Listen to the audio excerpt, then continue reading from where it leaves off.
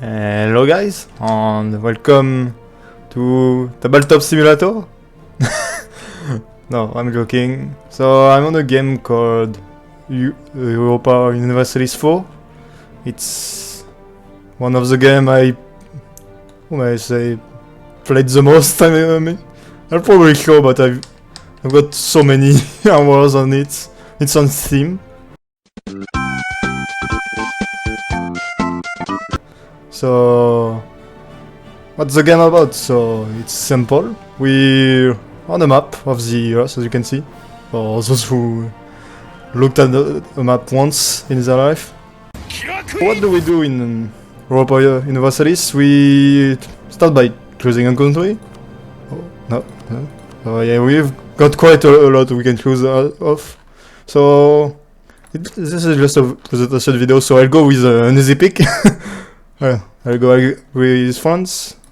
You'll see, because it's very easy to play as, and because it starts off pretty soon with wars and stuff like that, so I'll be able to show most of the game, I hope. And here we are, on the Kingdom of France. What can we do in the game? It's actually quite difficult. There is a whole country to get used to. Like, yeah, you can see there is a lot of menu, a lot of things to take care of, from your basic economy, your armies. You even got the religion. At the time you can see it's mostly Catholic in Europe, with the Orthodox in the East. First thing I wanna talk about is the combat system. So in EU4, you go to war and you move your army and take provinces by sieging them. Some provinces have forts. You can see, for example, here there was a fort, here there was a fort. Here in Portugal there was a fort in Évora and Lisboa. And taking fort, it takes longer than taking normal province. Taking normal province pretty much takes a month in the game. It goes by quite quickly, but taking forts can really be long depending on your chance or not. And I will show a bit how battles works. I will send just one stack for now.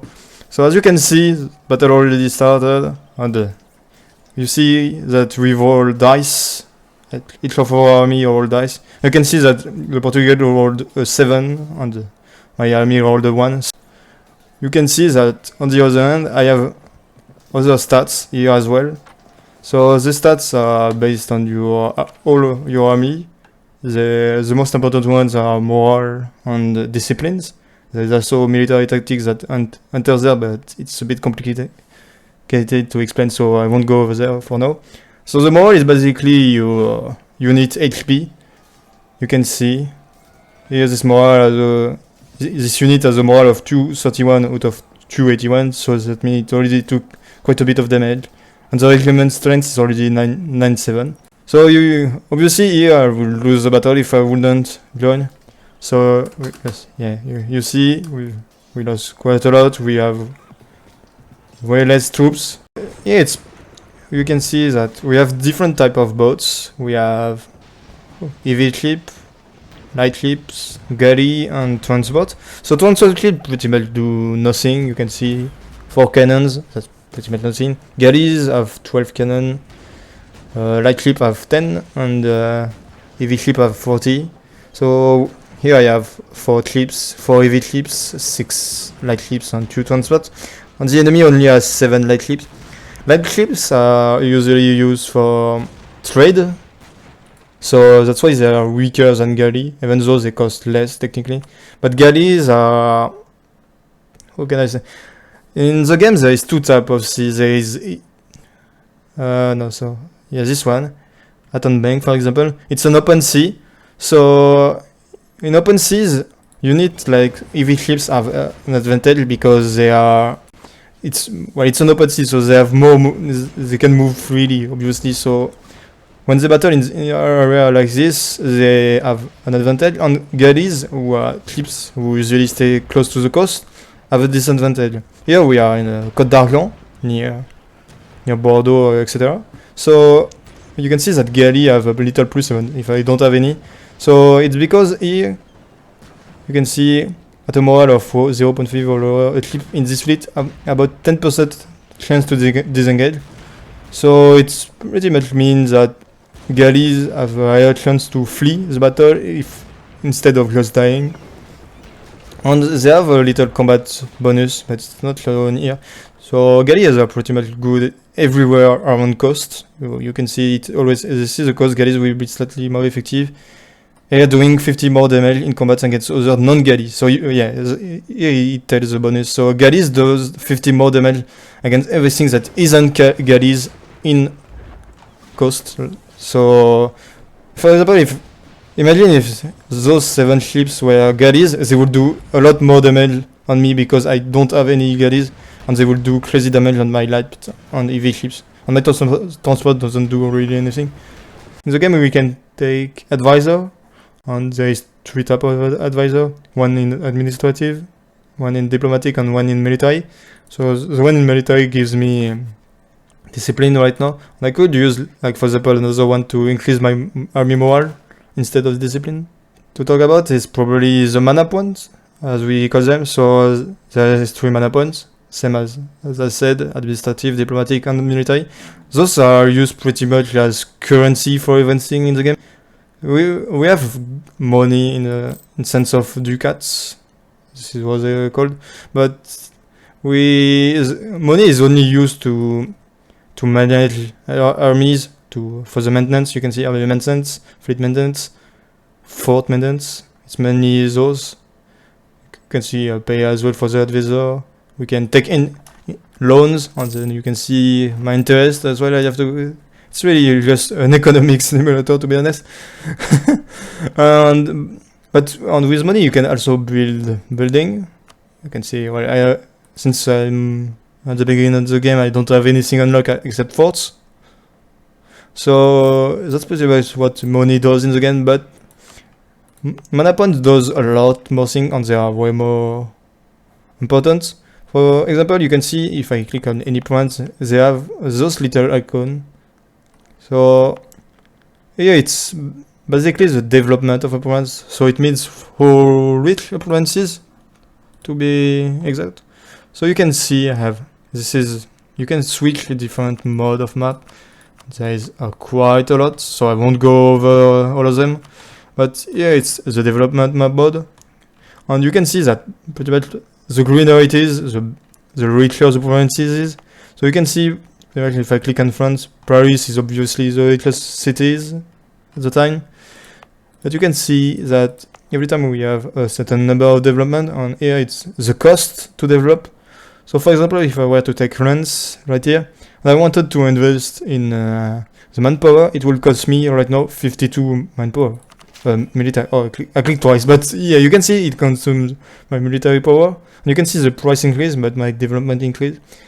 What manpower does is, well, you can see all the benefits. You basically get more manpower here, which the troop you can use for your army, and you get also a few other economic bonuses. You can see local trade power, for example, but it's mainly for the army.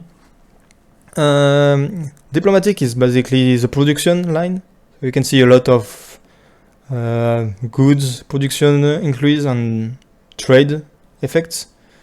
So here, for example, in France, we obviously have wines. And if I increase this, we will see probably. Can we see it in live? Yeah, you can see the production, the benefits I get from production in this province increase because I increase with diplomatic points the production level. So here is the last one. So administrative is the taxes. So you will see quickly. Yeah, it increased. So that's it for development. And now we'll go and see a bit more crazy thing.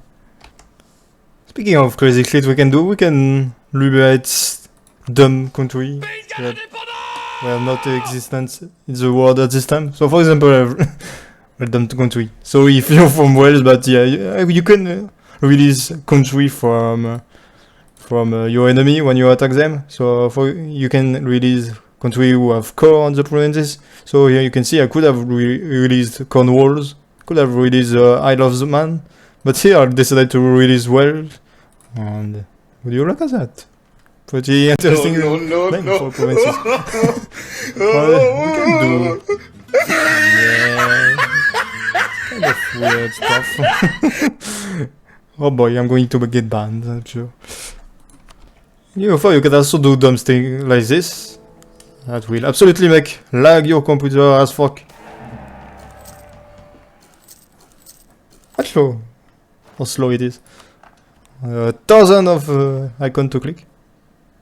All those pop up. Big boy Holy Roman Empire. And now that the Holy Roman Empire is formed, time to clear all this shit. Oh boy. In EU4 there is also a ton of countries you can form. For example, with this name. You can also reform the Great Empire of Genghis Khan. You can also form countries that will get you banned from YouTube. But the most important thing of false thing in EU4 is that you do what you want. Yes, you can have fun the way you want. Here, for example, you can just do full cavalry stacks as Poland and have 63% combat ability and they absolutely destroy your enemy. You could also be just a complete dumbass and just go with cavalry only. Surprisingly, it works! And I even killed them all. Wow. I think I'm going to commit a genocide today. In conclusion, this game is totally dumb. There's nothing that makes sense, and it shouldn't make sense. That's why I love it. I can literally do whatever the fuck I want. I can play as Tunis and colonize. I can play as a Timurid and fucking go take Paris. I don't care. I can do what I want with the country I want, and that without any restriction. And there is even multiplayer for those who, I guess, want to endure cancer. But yeah, we don't recommend multiplayer lol. But anyway, that's it for this meme video. And if you want more content on EU4, please subscribe and leave a like if you like the video. The content on EU4 will be pretty rare. It's probably going to be hard to find good footage for this game, so I'll probably just do some sort of best-ofs of the things that happens to me in my games. So here it is. Goodbye everyone.